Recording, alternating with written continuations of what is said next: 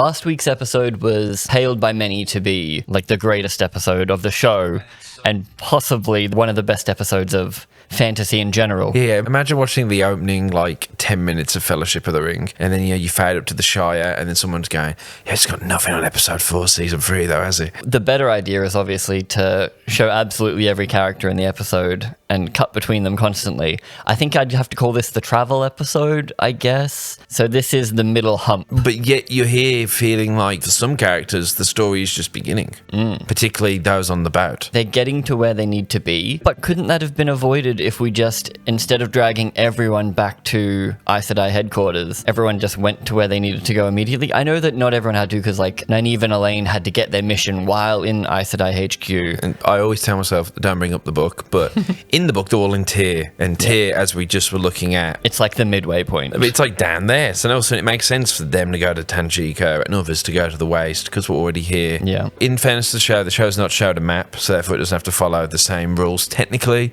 as the map. Basically, they're going to Tanchico, which is pretty much where Falm is. It's back to Falm. To it's very close to Falm. I reckon the easiest way to tackle this episode is probably location rather than characters this time. So we'll start with the main character, Egwene? Moraine. Yeah. In the desert, we have Moraine, Egwene, Lan, Rand, Avienda. So the desert's broken down into some people have some conversations. They try to give Rand a personality, I guess you would say. Good with kids. Yeah, except I don't know if I'd call that good with kids, because she's like, little Anakin Skywalker runs up to him, are you a Jedi? And he's like, I am a Jedi. And then he's like, rawr, and then chases her. Yeah. Since I'm reading the books, kind of almost parallel now. I'm probably just a few hundred pages behind the events of the show. But so I can just watch it, trying to just be invested in this version of the story. And I wasn't. But I felt the moment-to-moment scenes are definitely better written. I know we've just started on the Waste, but the stuff in the tower with Eladia, I think probably down to the performance, was probably the most engaged I was. The whole Tarvalon plot, which is the two Black Arja that didn't escape, they're using as bait because they want to see if Eladia is the next or the remaining Black Arja. So they set up a sting operation. Varen's sister, who was mind-wiped or something. Simple, they might have said. But then she still knows how to act. They send her out there knowing that she'll still know what to do. That's a twist. We think that she's now childlike permanently, but she's still in there. I feel a little bad that I completely forgot about the Tarvalon plot, because I actually liked that plot the most. I think my favourite scene was a lady coming in going, the most important, most hallowed room all, you've turned it into a fisher's hut. I actually had a bit of oh. That was the point where I was like, we got dialogue. There's a couple of fun lines there, like, your perfume enters the room before you. I remember it from when you were teaching me, so it's like, you're smelly and old. Yes. And I'm like, ooh, spicy. And now I'm the most powerful, so you're my teacher, but now I'm your mother. The student has become the master. Oh, is this the Darth Vader Obi-Wan equivalent scene? And then Shonra rebuts with, your house looks like shit. This used to be a really nice place, but you suck at decorating. And I'm like, this is spicy. Yeah, you have kings and queens coming in and they have to put their feet on your shitty old carpet or whatever it is, You're always the dirty girl from Tyr or something. We got some lovely verbal sparring, which is way more good show than this deserved. Yeah, it felt like the type of thrones you would want to see, rather than blood and guts and snipey conversations. I don't know whether they raised their game because Shonra was in the room. It's always the thing where it's like, is the dialogue bad, or is it just how the dialogue is being presented, how it's been directed, acted, shot? And with, a fantastic actress in both women. I think they're both incredible actresses. All of a sudden the dialogue comes to life. Because the Amelin seat gives way more emotion and everything than, Moraine does. Yes. Moraine is also very blank slate, unfortunately, considering she's the main of the show. Whereas the Amelin seat always had some fire to her. Yes. Not only because she's in charge and has, actual power, but she delivers powerful performances. I'm like, cool.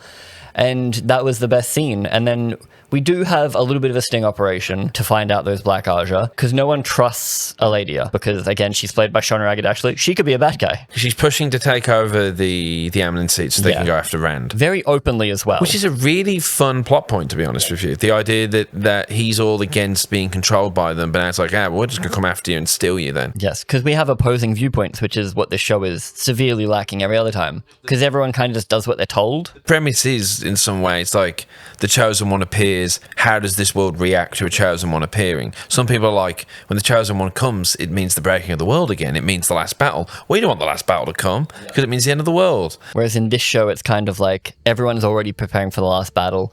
Rand is just doing whatever he's told. But I'm not feeling the effect of the world. That apparently it's now a known thing. It's meant to be a known thing that the Dragon Reborn is here, but I think they're trying to save that for when he gets the sword, and then the whole world will be like, oh shit, the Dragon Reborn. But even all the Aiel people, no one really got mad at him. He rocked up and they said, okay, if you're the Karakan, prove it. Go into that city. And then he came out with tattoos and they're like, all right. But then now he has to keep it hidden because you would want him. I half expect him to come out, show it off. Then everyone's going to be like, it's the. Yeah, listen over Heap. Yeah, basically in the listen out go Heap stuff. But Rand's not here going, I don't want all these people to war in my name. That's why I hated his scene, because he doesn't seem to mind that he's the Chosen One. He's not reacting to it in a going, oh awesome, I've got like a super cool army now to help me fight, or a this is a lot, really quick. Neither. Like, you know, there's neither. And if you were doing madness, you would go between the two. You'd be like, oh, he's suddenly power hungry. Oh no, he's a scared kid. Like, and that whole weird scene where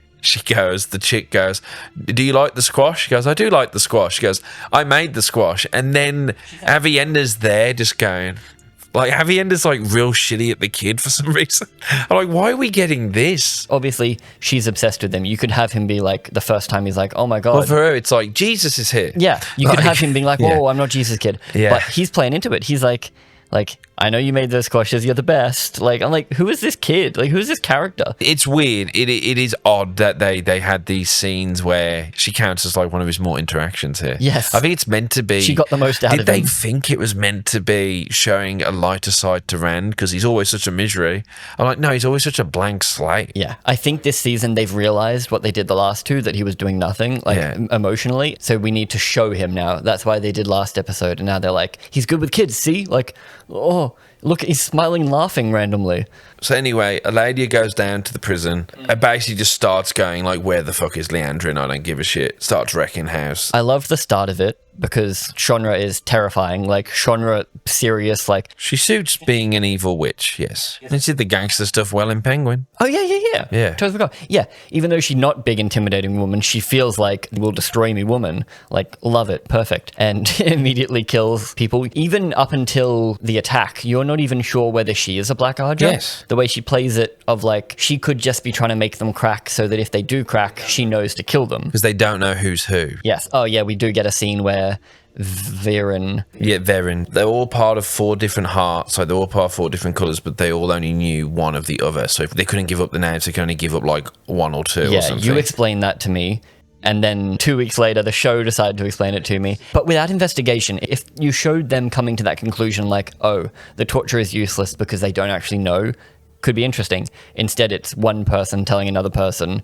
So this is their entire structure of their secret organization. We figured that out somehow. Yeah. Because realistically, if she found that out from a Black Archer, would the Black Archer have been told? Like, you wouldn't know how many secret friends there are, is what I mean. But did you get the sense that Eladia was there to see if they would break? But then you feel that she isn't, because then the Ameling goes, oh, it seems I deeply underestimate. Oh, yes. I think she is a good guy, as far as that goes.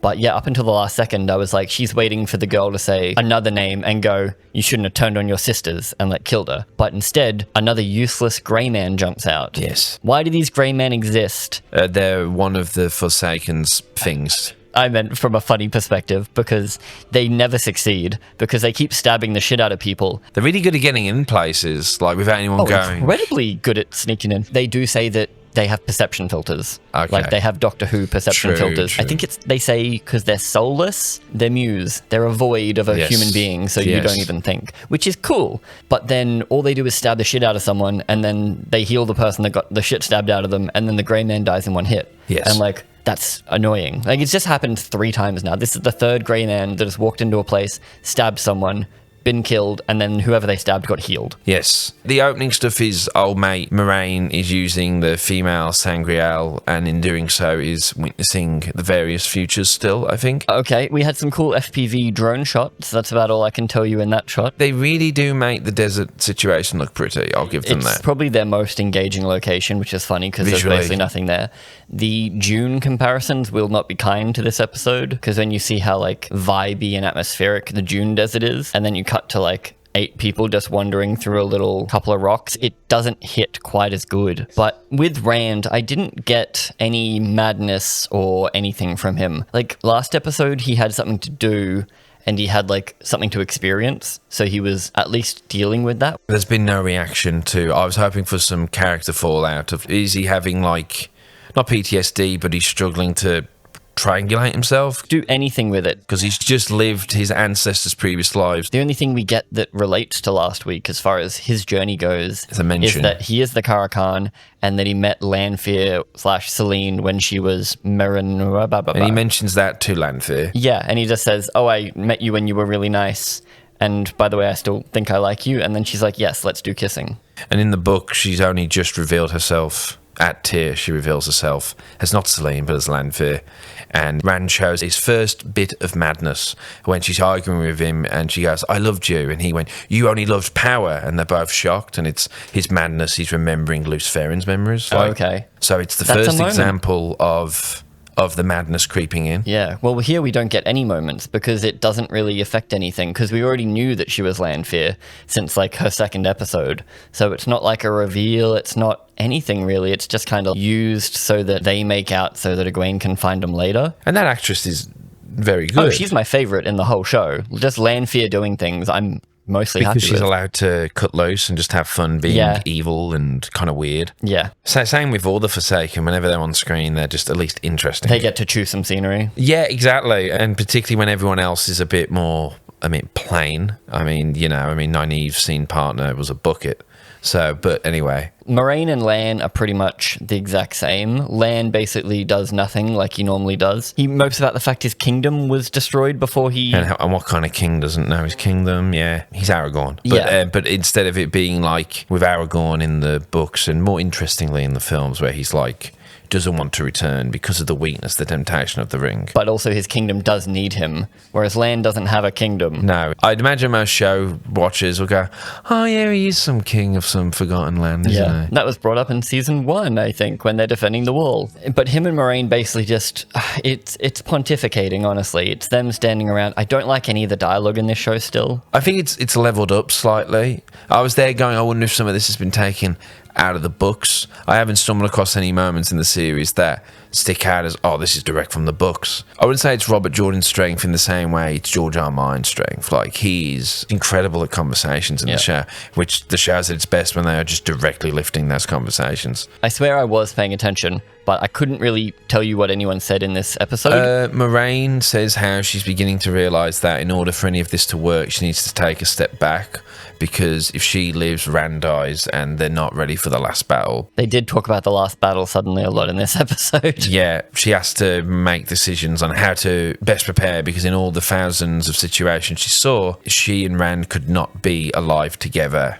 for the last battle. It's very vague. She doesn't really have a direction, and I guess from what she said in this episode, her direction is having less direction. She's like, oh, I'm doing too much in the show that I'm doing nothing in. I better do even less. And in the book, she takes a step back, I think around books 5 or 6, and fades away until like the second last book, I think. So she's not in the majority of the series, from what I understand. Yeah. So with this, because I was getting annoyed in those early seasons with these invented Moiraine plot lines, and they have a loser power just to get it back. I'm like, so she's just going to be sticking around the whole time? Like, you know, if it's meant to be about Rand eventually becoming a leader, you can't just have Gandalf there telling him what to do. Because Rand's whole thing is, I don't even want to be a puppet of the Tar Valon. I just want to be me. I want to make my decisions. He's meant to be going on the journey of accepting that he is the chosen one. Whereas in this episode, I guess he does, because he says, yes, I am the Caracan. And she goes, that's really cool. It's not that we're running out of time, because each episode's over an hour, so we've got over 3 hours left. But then when you feel like when you're watching it, you hear going, so what actually are we doing now in the Waste? Rand did nothing. Moiraine did nothing. Lan did nothing. We're doing a Egwene storyline, which is that she's learning to be a dream walker extremely quickly. The whole thing is they're meant to be good at stuff. Like, these kids are incredible. But in the... I'm doing it again. In the book, she's doing dream walking already, but now she's going to go to the waste to even perfect it more. Yeah. Where in this, it's like her first proper go at it, right? Yes. She's dreamwalked accidentally. Yeah, but now she learnt how to do it. But the learning was, hey, we're going to do it. And she's like, oh, I did it. And they're like, how did you do that? Surprised at how quick she's picked it up. Which again, as we've said, Ta'veren. They're magical children. It's what they do. The diegetic main character, basically. Yeah, yes. But it very much is, she just kind of does things, which wouldn't be so bad if they did some more training after her first little whoopsie-doopsie. She meets Lanfear in the dream, because Lanfear is the world's best dreamwalker, I assume. Yeah. Egwene stops her training there, but then Moiraine needs to talk to someone, and then she immediately just does it. Like, Egwene's like, oh, yeah, I can totally take you there. Last time she ran into Lanfear, so you think there might be a bit of, oh, I don't want to sleep because Lanfear's going to attack me. Yeah. Like, there might be, I don't know, something interesting is what I'm asking for here. Instead, Moraine's like, hey, I need to talk to my girlfriend. And she goes, yep, no worries, teleports her. And then Egwene has a very creepy little sequence where she just watches everyone in their dreams. It's kind of the big finale of the episode is that she stumbles across Rand and Lanfear making out in his dream. She's freaked out by it. Yeah, which, I mean, he could just say, hey, that was not my dream. That was Lanfear playing tricks. I just had a horrible dream of you cheating. And it's like, what? No, don't be. It was just a dream. What are you talking about? She attacked me in my dream, I promise. I promise, yeah. But their conversations this episode were lacking. Because, like, Rand and Egwene are supposed to have, like, a build-up, I guess, of them, like, talking. And she has to go, he has to go. Like, they're finally together. They finally get to spend time together, but now they're being pulled apart again. And that's supposed to be emotional. There's just no chemistry between them. There is no chemistry between them. I think Lanfear and Rand work because she's like forcing it on him and he's almost innocent in the way that like big, powerful goth mummy. I think also because they're more just... It's written a bit stronger because somebody has a drive in those conversations. I think the Isle Way stuff gets kind of summarised as they go to the camp. And I think it's an agreement that Rand now has to kind of prove himself to all the tribes that he's a worthy leader. I think he's just getting trained. The main wife introduces him as like, this is the Karakan, we know that, deal with it. You have to teach him about us now. So Avienda's like, oh man. So she talks to Rand as well and they eat bugs. It's such a nothing. I would call it an Aiel waste. Matt's decided that he's no longer needing to be healed, so he's gotten onto a boat with Nynaeve, Elaine, and then Min, who happens to be following them. Yes, so like all the characters that were just there are now going to Tanchico, and they're going to Tanchico because they're tracking the Black Arja, because that's their job given to them by the ambulance seat. But they're not strong enough, right? Like, should they find out about Tanchico, then tell the ambulance seat? Are they going to kill the Black Arja? Are they just going to see if they're there? It's certainly dumb in the show. Because I saw all the steps. I saw them interrogate the woman, find out that they're in Tanchico, but now they're just going to Tanchico. They didn't really discuss, like, the reasoning, the safety precautions. Matt's suddenly here. Min's suddenly here. Or Min is a spy. For the Amelin. Even though that they're working for the Amelin. Everyone knows that. Yes, all four of them are doing the same thing right now. Because for a bit there, she was a spy for Liandrin. Yeah, but now she's off Liandrin. She's a spy for the Amelin Sea. Did they just really want Min and Matt to fuck? Is that what's happening? No, because I think Min's meant to be one of the 3 wives of Rand, if I'm correct. And Nynaeve's story is she vomits a lot. That's all she does all episode. Because she's all about control. And she can only use the source when she's angry. She's having to let go of the control because the way the one power works for women is it's a surrendering aspect to it, where you surrender to the one power and let it fill you. Whereas what we saw in season 2 is when Rand's having his one lesson with fucking Logain, he's like, you got to grab at it, you got to be in control. So the male version of the power is a grabbing, it's an aggressive thing. I don't think they've touched on that as much in the show. Maybe it's because it's too gendered. Considering how gendered the book is, the show is the opposite, which I think is hurting it pretty massively on all those aspects. Because I guess they kind of get into the Nynaeve letting go in the weird conversation about she needs sea legs, so she needs to like move with the boat. You're too used to the mountains. But then she brought up like later on, you are always used to being in control. It's the same in the book. Nynaeve is the best channeler there's ever been, but the crutch is she can only do it when she's angry. It's cool that they did the travel stuff because I did half expect them to just simply be there. I think it's because Tanchico's an island. They figured they did need a boat. Like, it's weird to have them just appear, but they didn't really get through enough story on the boat for it to be worth having the boat in this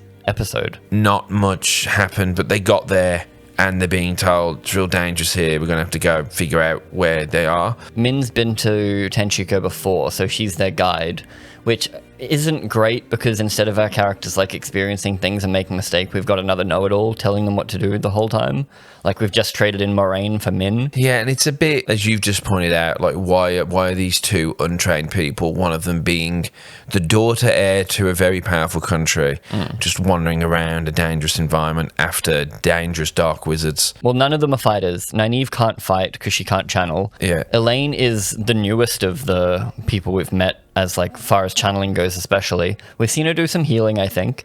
Matt's good every now With and a then, bow and and a only staff. with a bow staff. I was so annoyed when he threw the staff away. I'm like, no, keep it. Yeah. Like, And Min is a complete non-fighter, and she can just like see people's auras it's an interesting idea that we've jumped this quickly. and put these four together.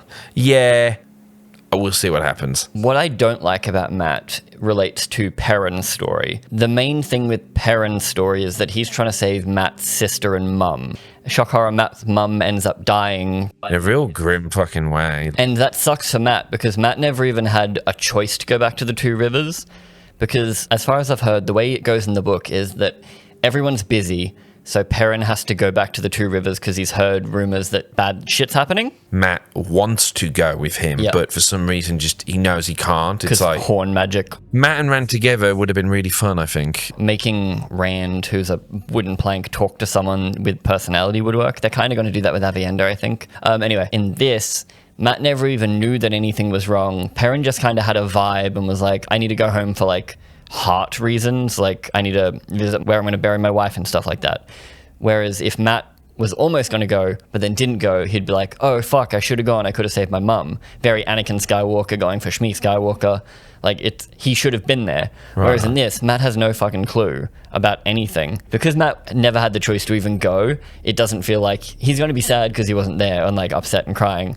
But it wasn't, like, a choice. It wasn't like a carryover thing that he could have gone. Like, there was never really any possibility of him going back home. Yeah. But Perrin... Well, this is because of him. The White Cloaks are rocking up because he killed that guy's dad. And the whole political thing is, we're rooting out dark friends. That's always their big excuse. Oh, okay. I never got that. I thought they just hated witches. A reason for their butchery is to always just be like, we're here to root out dark friends. Is that in this too? I don't think they mention it, do they? Because all I ever remember is they just fucking hate witches. Like, any witch they find, they kill. They count them as dark friends. They think any kind of fiddling with the power is dark friend stuff. That was always very strange to me because the Aes Sedai is like the center of the world, the biggest powerful witch thing ever. Having the White Cloaks be like, I'm going to kill every CIA agent. Tarvalon is its own center of power. And then they have a relationship with other countries, like they have a relationship with Andor, but then other countries like Tyr and things like that have no. I'm not even sure exactly what country the Children of Light is from, but the show just presents them as like an evil faction of religious zealots. Yeah, well, that's why I'm so confused. I can see like small culture like the Aiel being like, oh, we don't like witches, sure. But to have a faction that roams the plains willy-nilly murdering people of power that they find, like that seems insane. It seemed insane in season 1 and 2, and they haven't explained it any better in this. In this gang of people that have to save the sisters is Perrin's new girlfriend, the 2 random Aiel women, and I cannot remember her name, but the Aes Sedai that had one of her warders die. Yes. And then her only other living warder. She's meant to be there. I was curious if she was meant to be there. And they're looking into why 5 Ta'veren have came from this spot. Her story does make sense in this. It's not delivered especially well because we get the really cliche, I'm going to send away the one person that protects me right before a battle so that I can get attacked. Yes. And then he Han Solos his way back in and saves the day. I was never scared because death means nothing in this show. I think 2 people get mortal wounds in this episode and then get immediately healed.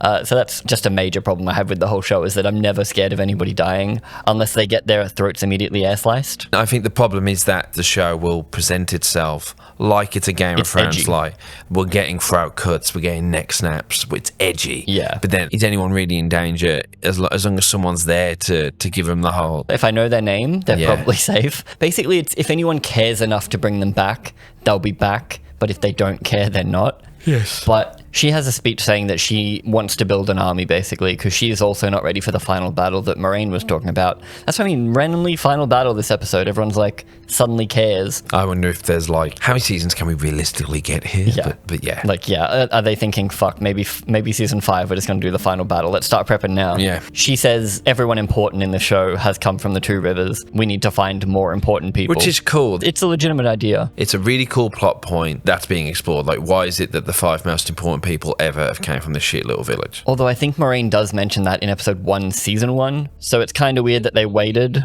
The blood of Old Meridian. Yes, flows through here. So that's what she's doing. She also helps lay down some cloud cover for their invasion, I guess, which I could not help but laugh at, because they're basically like, if they even get a whiff of an Aes Sedai, they'll be on full alert. So she's like, don't worry, I'll make some cover. I figured like she would make the moon be covered so it was darker. Instead, this massive smog rolls down the mountain and covers everyone, and no one does anything. No one even thinks on this clear night, full moon, that this is weird. Like, even the main guy that's suspicious of literally everyone is just like, oh yeah, I'm gonna go get that Aes Sedai that's making this. Not the fact that, like, he's there for Perrin. It's just no one seems to care enough about the giant smog. And, like, they're not guarding their prisoners to the point where I thought it was a trap, because I'm like, okay, this is too easy. I'm a bit annoyed that no one noticed how easy it was, because, like, if I was Perrin, I walk in to save a prisoner, and there's no guards. I'm like, okay, they're going to ambush me on my way out?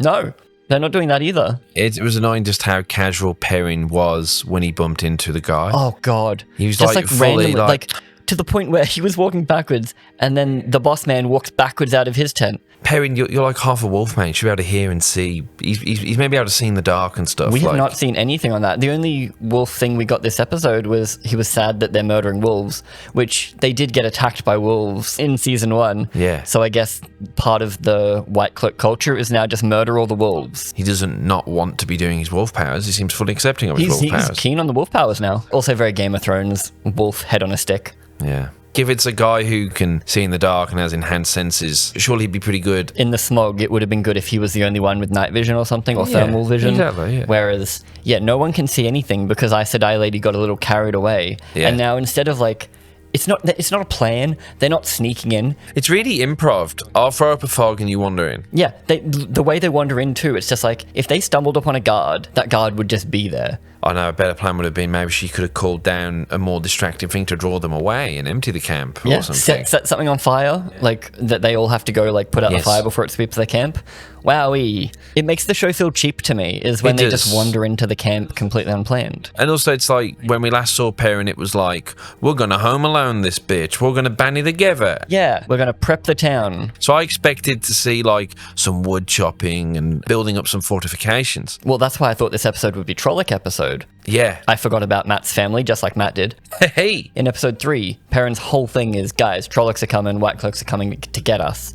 But then now suddenly he's leaving. It's just badly structured, I guess. Like, there's nothing innately wrong with what he's doing. Like, it's not like it's him going to save someone stupid. It's just the beat of it. Yeah, it's how much you focused on one thing to shift. A scene of like, okay, put that over there. Then someone goes, we think we've got a way into the camp. Instead, we get a random 3-second cutaway. I think we're in the desert. And then we cut to the 2 Aiel women walk up to Perrin and go, and then Perrin goes, and then they cut away back to like the fucking boat or something. Like, they just sandwich this one Perrin scene in there. Yeah. And they don't have to travel very far to get to the because they're all in the same area. Yeah. So when you're formatting an episode, sometimes you do show something at the start of the episode so that they can travel off screen the whole time and rock up at the end. Like, if you showed the boat gang getting on the boat at the start of the episode, at the end of the episode they get off the boat. You just do that as like a structure thing. Whereas here, it really is just like random Perrin, and then he's gone, and I'm like, what the fuck? Yes. It's just, we have so much time in these episodes. They're 70 minutes long, but we get nothing done because we're cutting constantly, and there's so many characters. Like, I'd love to see, like, I'll try to write them all down, how many characters we have that actually like talk more than one sentence. Yes. So not featured extras, like paid actors. There's so many. There's a lot of them. And then, even though we like the Eladia stuff, it is essentially, we're going to set a trap for her. One scene in which she successfully falls for the bait and then goes. So it was nice because scenes were leading into each other. The Amelie goes, seems we have to set a trap. And we had then we see the point. trap. And then we go somewhere. So there was some endpoint where the other ones are just like, so what's Rand up to? With Egwene, it's meant to be, we're learning how to dream. Well, even Egwene, there's no endpoint there, though. Because her endpoint should be, she learns how to dreamwalk. Yes. But then she does that in her intro. So I'm like, okay, so nothing else matters.